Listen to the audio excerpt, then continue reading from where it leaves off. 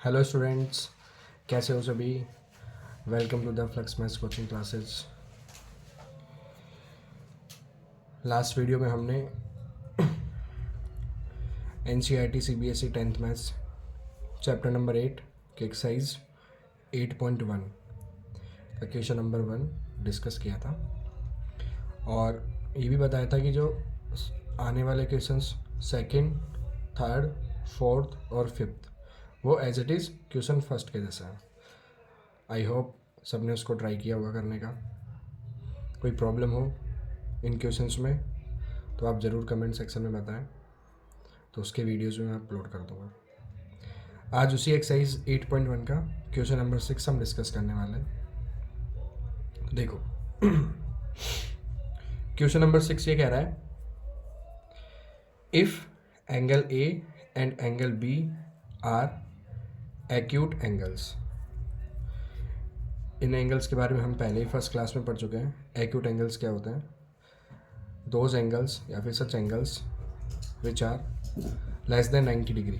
जो 90 डिग्री से छोटे एंगल्स होते हैं वो सारे कैसे एंगल्स होते हैं? Acute angles. तो एंगल ए और एंगल बी को एक्यूट एंगल्स माना है such that cos A equal to cos B. और जब ट्रिग्नोमेट्री की बात हो रही है तो सिंपल सी बात है, आपको सबको पता ही है कि कौन से ट्राइंगल की बात हो रही होगी। तो कोई एक ट्राइंगल है, ठीक है, उसमें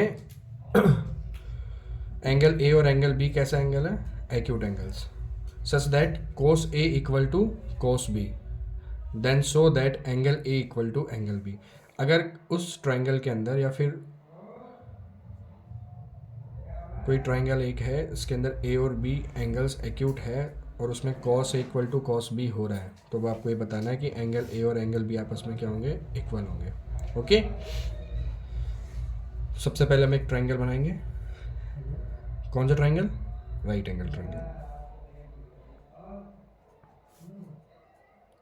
ये राइट एंगल ट्राइंगल, इसमें ए और बी को एक्यूट एंगल की पोजीशन देनी है।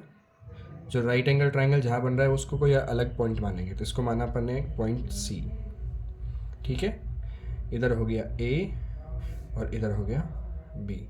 आप ए और बी की जो प्लेस है वो इंटरचेंज कर सकते हो, उसमें कोई प्रॉब्लम नहीं है।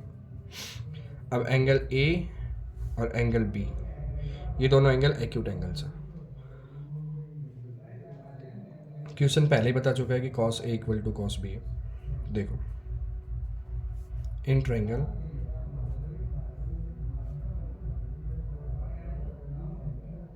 ए बी सी, ठीक है, angle C equal to 90 degree. Okay, then given that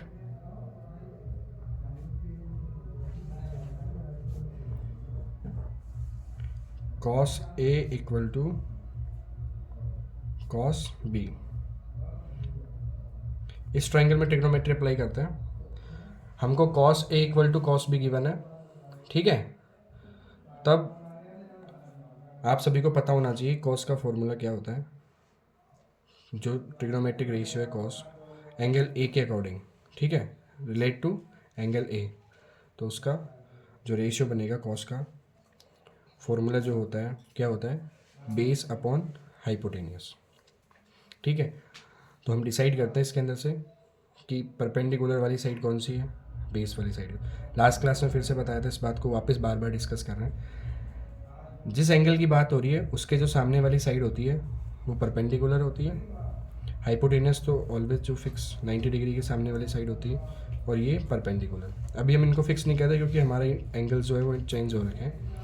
तो अभी केवल आप इतना समझो, जो एंगल ए है उसके जो सामने वाली साइड है ये बी सी, ये होगी परपेंडिकुलर, और जो ए सी साइड होगी वो होगी बेस। कौन से एंगल के अकॉर्डिंग? एंगल ए के अकॉर्डिंग। तो जो कॉस का फॉर्मूला है वो होता है बेस अपॉन हाइपोटेनियस। तो बेस हो जाएगा ए सी अपॉन ए बी इक्वल, ठीक है। अब कॉस बी, एंगल बी की बात हो रही है, तो इसके सामने वाली साइड ए सी परपेंडिकुलर और बेस कौन हो जाएगा? B C. तो ये बन जाएगा B C upon A B. अगर कोई फ्रैक्शन आपस में इक्वल है, ठीक है, और एक वैल्यू सेम इक्वल में डिनोमिनेटर से डिनोमिनेटर को कैंसिल आउट कर देंगे, क्योंकि जब इसको ट्रांसपोज करोगे क्रॉस मल्टीप्लाई तो ए भी उधर मल्टीप्लाई में जाएगा, तो बाद में कैंसिल आउट करोगे, तो उसको एक स्टेप पहले ही अपन कैंसिल आउट कर सकते हैं। यहाँ से क्या कंक्लूजन निकला, ए सी इक्वल टू बी सी। ए सी और बी सी दोनों साइड आपस में क्या हो गई, इक्वल। ये बात हम पहले डिस्कस कर चुके हैं जो फर्स्ट क्लास थी उसमें। अगर कोई ट्राइंगल है उसमें दो साइड इक्वल होती है तो वो आइसोस्केल ट्राइंगल होता है, और ये राइट एंगल ट्राइंगल साथ में, तो इसको बोलेंगे आइसोस्केल राइट एंगल ट्राइंगल। फिर यहाँ से एक थ्योरम होती है जो आपने 9th क्लास में पढ़ी होगी 7th चैप्टर के अंदर। वो थ्योरम हमको ये बताती है कि if two sides are equal in a triangle, अगर कोई ट्राइंगल है उसके अंदर दो साइड इक्वल है, then their opposite angles are also equal.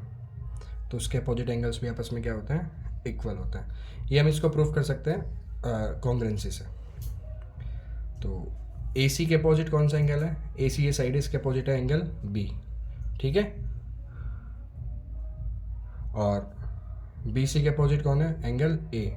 तो ए सी और जब बी सी इक्वल तो इनके अपोजिट एंगल्स इक्वल हो जाएंगे, angle A equal to angle B. Okay, तो हमारा क्वेश्चन यहाँ प्रूफ होता है। और इसमें कुछ आगे अगर अपन देखें तो आगे एक और चीज़ समझ में आती है, अगर ए और बी दोनों एंगल इक्वल होंगे तो कितने कितने डिग्री के बनेंगे, बताओ फटाफट से।